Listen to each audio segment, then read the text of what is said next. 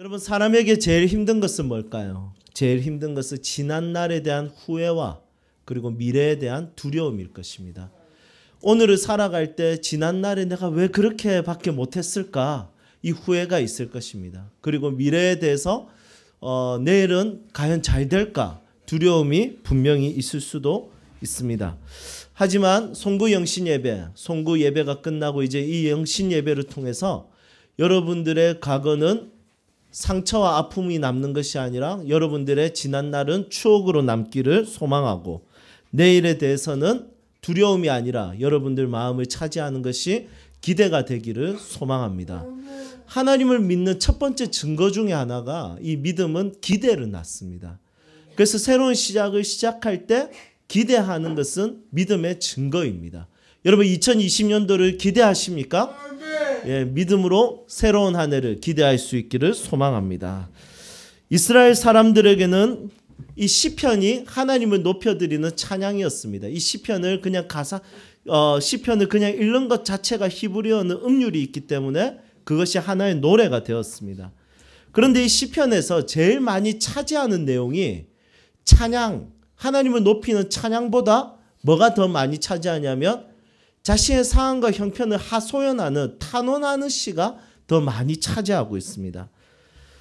그런 시를 이제 탄원시라고 하는데 사람에 대한 어려움, 질병이나 경제적인 상황에 대한 어려움에 대해서 하나님 왜 이렇습니까? 하나님 저 원수 같은 자 때문에 내가 너무 힘듭니다. 하나님 저가 지금 경제적으로 육체적으로 너무 괴롭습니다. 이런 어떤 자기의 상황과 어려움에 대해서 하나님께 고백을 기록하고 있는 것이 바로 이 탄원시라는 것이죠. 오늘 본문 말씀이 시편 5편도 바로 탄원시 중에 하나입니다.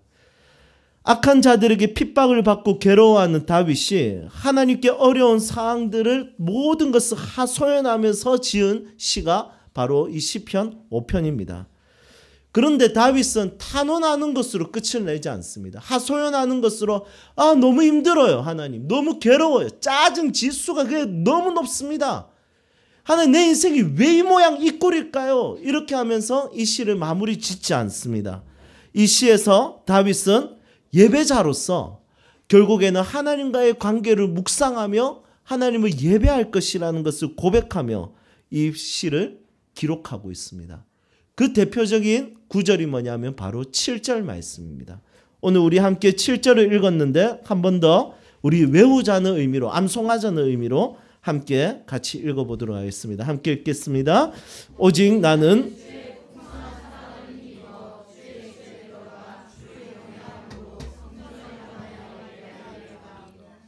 아멘.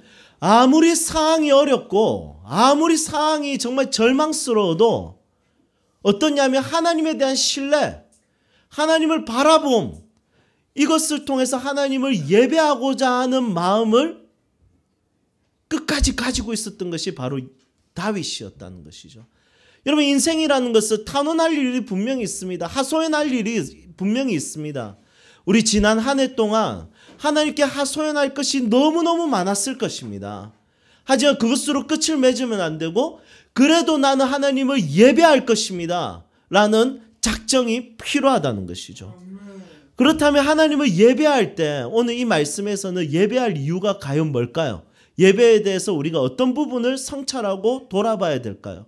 한번 같이 나누도록 하겠습니다. 첫 번째 예배에 대해서 살펴볼 것은 바로 오늘 말씀에 기록되어 있는 오직이라는 말씀입니다. 오늘 말씀의 첫 시작이 바로 오직 이렇게 시작합니다. 다윗은 하나님의 사랑에 대해서 설명하는데 어떻게 설명하냐면 오직 이 단어를 사용합니다. 여러분 이 땅은 선택할 것이 너무 많은 세상입니다. 그래서 오직이라는 단어를 사용하는 것은 선택할 것이 많은 이 세상, 이 현대사회에 어울리지 않는 단어입니다. 시대에 뒤떨어지고 진부한 단어입니다. 포스트 모더니즘 시대에 오직, 진리 이런 단어는 굉장히 재미없고 굉장히 시대를 못 맞추는 그런 지루한 단어처럼 보입니다. 그런데 성경에서는 요구하는 내용들이 뭐냐면 오직, 진리 이런 어떤 절대적인 가치에 대해서 성경에서는 많이 언급하고 있습니다. 여러분 이것은 부담스럽습니까? 아니면 좋은 것입니까? 부담스럽죠. 여러분 이것은 시대에 발을 못 맞추는 진부한 것입니까? 아니면 멋진 것입니까? 그냥 생각했을 때는 진부한 것이죠. 그런데 이 오직이라는 단어를 묵상하면 절대로 진부하지 않아요. 이 오직이라는 단어를 묵상하면 이것은 절대로 하찮은 단어가 아니라는 거예요. 여러분 이 오직이라는 단어 안에는 뭐가 들어가 있습니까? 바로 선택이 들어가 있습니다. 여러분 그래서 오직이라는 단어는 인간이 가지고 있는 자유의지의 꽃이라는 것이죠. 오직이라는 단어 현대에 절대로 뒤처지는 말이 아니라 선택의 가치를 나타내는 정말 순결한 말이라는 것입니다. 여호수아가 이렇게 고백합니다. 여호수아 23장 15절에 보면 너희가 섬길 자를 오늘 택하라. 오직 나와 내 집은 여호와를 섬기겠노라. 여러분 여호수아도 오직이라는 단어를 씁니다. 수많은 신이 있지만 이 신도 괜찮고 저 신도 괜찮고 다양한 신들이 복주면 너무너무 좋지 않는가. 그래서 어떤 이젠 나이가 연세가 많으셔서 교회로 와가지고 예수님을 처음 믿기로 결심한 사람이 예수님의 이름으로 기도합니다. 아멘. 나무아미탑을 간센보살 이렇게 연속으로 기도를 마치는 것을 우리가 본 적이 있습니다. 왜냐하면 이 신이든 저 신이든 걸리는 신 하나, 듣고 있는 신 하나 복 달라는 거예요. 잘해달라는 거예요. 그런데 우리 기독교는 뭐냐면 진부하게 오직이라는 단어를 쓰면서 하나님은 한 분밖에 없어. 이분만을 선택하는 거야. 이분을 위해서 살아가는 거야. 이 선택에 대한 이야기들을 하고 있다는 것입니다. 여러분 선택이 이런 오직이라는 단어가 왜 진부하고 왜 재미가 없을까요? 여러분 남편이 아내를 선택하는 거 여러분 이것은 지구의 절반을 포기하는 것입니다. 여러분 그런데 그게 막 끌려가듯이 선택하는 걸까요? 그러셨나요? 예, 자신의 아내와 남편을 한번 보시기 바랍니다. 어떻게 김주태 집사님 고개를 끄덕끄시는데 여러분 그게 끌려가듯이 선택한 게 아니잖아요. 이 사람 없으면 못 살 것 같아서 가치와 의미를 두고 모든 것을 절반을 포기하고 한가인을 포기하고 한효주를 포기하고 어려웠습니다. 여러분 다 포기하고 여러분 후회 없을 거라고 생각하고 선택한 거 아니겠습니까? 후회하시나요? 네. 여러분 오직이라는 단어는 야 그것만 바라보면 되겠어? 세상에 여자가 몇 명이야? 남자가 몇 명이야? 35억 명이나 있는데 그중에 한 사람만 선택해서 그런 진부하고 어이구 애인 없는 남자가 어딨어? 애인 없는 여자가 어딨어? 그 애인이라는 것은 남편이 있는데 아내가 있는데 말하는 애인이에요. 여러분 이렇게 이야기하면서 바보야 멍청아 이렇게 말하는 것이 이 시대의 모습이라는 것입니다. 그런데 선택은 다른 것을 포기하고 희생하고 그것만을 사랑하기로 결심하는 것이 바로 오직이라는 단어입니다. 다윗은 하나님만을 선택하기로 결심한 거죠. 다윗은 하나님만 바라보기로 결심한 거죠. 이것은 진부한 것이 아니라 사랑하는 것을 극대화하면서 표현하는 것이 바로 오직이라는 선택이며 자유의지의 꽃이라는 것을 기억해야 됩니다. 제가 20대 후반에 다산 정양용 선생님의 목민심서 이 책을 읽으면서 제가 일기장에 썼던 기록이 있습니다.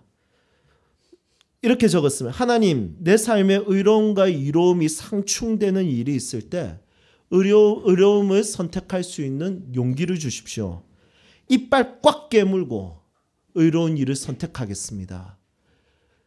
지금 생각해 보니까 약간 만용 같아요. 그게 제가 정신없이 진짜 너무 큰 은혜를 받아서 하나님 앞에 그런 결심을 했지만 지금 생각해 보면 겁없는 선택이었고 정말 이로움보다 의로움을 내가 선택할 이유가 있나라는 생각이 들지만 그 당시에 제 마음에 어떤 마음이 있었냐면 하나님을 위해서 내가 이것을 선택하는 거, 의로운 일을 선택하는 거, 가난한 자와 소외된 자를 위해서 내 삶을 나눠주는 것을 선택하는 것, 하나님의 나라와 복음을 위해서 교회를 위해서 내 시간과 내가 가지고 있는 재정을 아낌없이 그분께 드리는 것을 선택하는 것. 이것은 진부하고 재미없는 것이 아니라 내가 가지고 있는 가장 위대한 자유의지를 멋있게 사용하는 것이라는 것을 알 수 있었습니다. 여러분, 여러분들은 예배를 선택할 수 있습니다. 할렐루야. 예수님을 알지 못하는 사람은 예배를 선택할 수 없습니다. 예수님을 알지 못하는 사람은 한 주 정도 친구 따라올 수 있습니다. 그런데 예수님을 알지 못하는 사람은 일주일에 52번의 예배를 선택할 수 없어요. 하나님을 선택할 수 없어요. 가난하고 소외된 자를 위해서 종종 도와줄 수는 있겠지만 정말 이것을 반복적으로 도와주는 것을 선택할 수 없어요. 이것은 예수 그리스도를 믿는 사람이 가지게 되는 자유의지의 진짜 선택을 할 수 있는 영역이 넓어지는 것입니다. 여러분들의 삶에는 이 오직이라는 단어가 무엇과 어울립니까? 오직 치킨? 어울릴 수 있습니다. 그렇지만 그런 것보다 우리에게 진짜 어울리는 오직이라는 단어는 세상에 뭐가 있겠습니까? 오직 하나님 아니겠습니까? 오직 예수. 여러분, 이것이 우리 인생의 구호이며 기쁨이며 즐거움이 되기를 소망합니다. 두 번째는 이 예배는 무엇이냐? 하나님께 받은 사랑에 대한 반응입니다. 다윗을 다윗되게 한 것은 다윗의 선천적인 성향으로 신을 찾았던 것이 아니라 하나님이 주시는 사랑을 먼저 받은 것입니다. 그래서 오늘 이 단어를 보면 뭐라고 쓰냐면 하나님에 대한 사랑을 어떤 논리적인 접근을 하지 않아요. 사랑의 관념을 적지 않아요. 개념을 적지 않고 이 사랑을 설명하는데 형용사를 사용합니다. 여러분, 형용사는 언제 사용합니까? 개념을 정리하는 것이 아니라 이것은 뭐냐면 여러분, 우리가 이게 음식을 먹을 때 그렇잖아요. 맛있다. 와, 진짜 맛있네. 이렇게 하잖아요. 맞죠? 이게 너무 맛있네. 앞에 부사나 형용사를 쓰잖아요. 그런데 이걸 먹으면서 소금이 몇 그램, 설탕이 몇 그램, 짠맛이 어느 정도고 단맛이 어느 정도, 이렇게 잘 안 하지 않습니까? 그냥 단짠 맛있네. 됐나 맛있네. 억수로 맛있네. 지기네. 이런 식으로 우리가 표현하는 것을 봅니다. 여러분, 마찬가지입니다. 다윗도 하나님의 사랑을 어떤 개념적 정리를 한 것이 아니라 그냥 풍성한 형용사를 쓰는 거예요. 이 형용사를 쓴다는 것은 무슨 의미냐면 맛봤다는 거예요. 그냥 어떻게 내가 개념적으로 정리는 잘 안 되는데 맛봤다는 거예요. 너무 크다는 거예요. 이게 영어 성경에는 excellent라고 되어 있거든요. 대단하다는 거예요. 우리 시진조 사님 자주 고백하는, 기도할 때 awesome. 여러분, 어떤 사랑에 대한 것, 그분에 대한 반응은 어떤 논리적이고 개념적인 게 아니잖아요. 여러분, 형용사인 거예요. 그게 풍성한 거예요. 여러분, 우리는 사랑을 두 가지를 통해서 경험할 수 있거든요. 하나님의 사랑을. 첫 번째는 성경에 기록되어 있는 하나님이 나를 사랑해서 행하신 일. 이게 첫 번째예요. 하나님이 행하신 일. 만물을 나를 위해서 만드셨고, 하나님께서 나를 위해서 예수 그리스도를 보내주셨고, 하나님께서 나를 위해서 교회 공동체를 허락하셨고, 그분께서 성경을 통해서 행하신 일을 보면서 와, 좋네. 그리고 두 번째는 행하시고 있는 일, 그리고 행하실 일. 내 삶에서 경험하면서 가지게 되는 그분의 사랑이 있다는 것입니다. 저는 여러분들이 2020년도에 진짜 하나님을 향한 예배자가 되기를 소망합니다.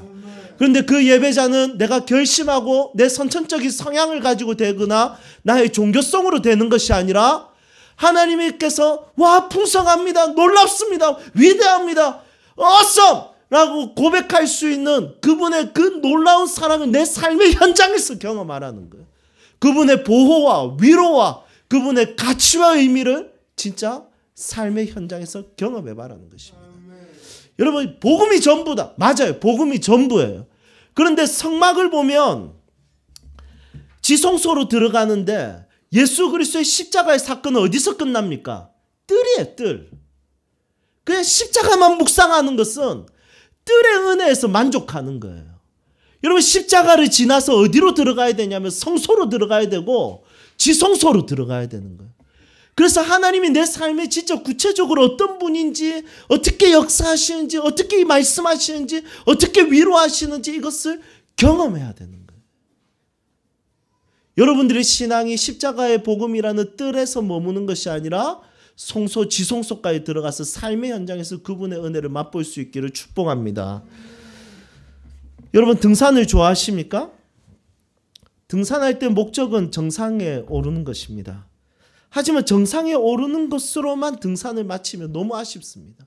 들꽃도 못 봤고 나무도 못 봤고 그리고 종종 지나가면서 다람쥐나 청설모나 이런 것들도 보지 않고 그냥 정상만 올라가가지고 거기서 그냥 경치 좋은 거 한번 좋다 야호 한번 부르고 그리고 그냥 막걸리 그냥 안 하시죠? 하면서 좋다. 그리고 제가 한국 사람들의 특징이 그거잖아요. 정상까지 올라가서 한 20분 그냥 앉아 있다가 좋다 이라고 그냥 내려가자 이라고 내려오잖아요. 여러분 등산에 대한 즐거움은 올라가는 동안 즐길 수 있는 것이 있습니다. 등산의 목적은 정상에 오르는 것이 아니라 등산의 목적은 처음부터 끝까지 누리는 것입니다. 물론 숨이 허덕거려서 잘 안 누려지긴 합니다. 여러분 식사도 마찬가지입니다. 배부름만을 위해서 식사를 하면 얼마나 아쉽겠습니까? 여러분 만약에 의학이 발전이 돼서 약 하나만 딱 먹으면 배부르다. 여러분 이건 축복입니까? 저주입니까? 단짠을 맛을 못 본다? 여러분 이 약 하나 먹고 치킨맛 약 그리고 맛 잠시 느꼈다가 배부르다. 이래서 다른 거 안 먹어도 돼요. 여러분 이건 재미없습니다. 음식은 그 안에 맛과 멋이 있습니다. 여러분 배부름이 목적만은 아니라는 것이죠. 마찬가지입니다. 예수님을 믿는다는 것은 하나님을 믿는다는 것은 천국에 가는 것만 목적이 돼가지고 그냥 이 땅에서 그냥 마음대로 살다가 예수 믿고 그냥 천국 가가지고 주님 안녕하세요 하는 것이 예수를 믿는 목적이라면 여러분 이것은 음식을 먹을 때 그냥 배부르게 먹는 음식인 거예요. 그런데 음식에 맛과 멋이 있듯이 그리스도를 믿으면 그리스도의 나라에 갈 때까지 이 땅에서 그분의 사랑을 경험하는 그분의 사랑에 맛볼 수 있는 맛이 있다는 거예요. 그 사랑을 이 다윗은 풍성한 사랑이라고 고백하고 있습니다. 이 사랑을 맛을 본 자들은 하나님을 예배합니다. 이 사랑을 받아본 자는 그 어떤 표현으로도 예수님의 사랑을 과장할 수 없다는 것을 고백하게 됩니다. 하늘을 두루마리 삼고 바다를 먹물 삼아도 한없는 하나님의 사랑 다 기록할 수 없겠네.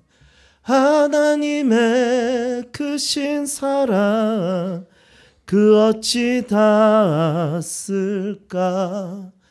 저 하늘 높이 쌓아도 채우지 못하리. 하나님 크신 사랑은 측량 다 못하네. 영원히 변치 않는 사랑 성도여 찬양하세. 여러분 너무 뻥이 심하지 않습니까? 과장이 너무 심하지 않습니까? 바다를 먹물 삼고 하늘을 두루마리 종이 삼아도 다 쓸 수 없는 것이 하나님의 사랑이라는 말이 여러분 너무 과장이 심하지 않습니까? 여러분 칼세이돈의 코스모스라는 책을 보면 이 우주는 뭘로 되어 있다고 하냐면 먼지로 되어 있답니다. 여러분 우주를 먼지 조각으로 보는 작게 보는 것도 능력이지만 이 먼지를 우주로 볼 수 있는 능력도 필요하다는 거예요. 그게 뭐냐면 나를 향하신 그분의 사랑이 얼마나 크고 위대하고 가치 있고 아름다운 것인지 볼 수 있는 시선과 시각이 필요하다는 것입니다. 하나님의 사랑은 우리가 그 어떤 과장을 해도 그 어떤 표현을 해도 과장되게 표현할 수 없습니다. 과장할 수 없는 그분의 그 사랑을 이 2020년도에 여러분들의 삶에서 누릴 수 있기를 주님의 이름으로 축복합니다. 이제 말씀을 정리하겠습니다. 우리를 향한 하나님의 사랑은 태초 전부터 시작되었습니다. 사랑받을 자격 하나 없는 우리를 사랑하기 시작하셨습니다. 그러니 하나님의 사랑은 끝나지 않을 것입니다. 왜냐하면 사랑받을 자격이 있어서 사랑하셨다면 끝이 나겠지만 사랑받을 자격이 없는 상태에서 그분의 사랑이 시작했기 때문에 그것은 그분의 사랑은 출구가 없을 것입니다. 여러분 무한한 그분의 사랑을 받고 누리고 고백하는 그리고 오직 그분만을 예배하는 주의 성도들이 되십시오. 할렐루야.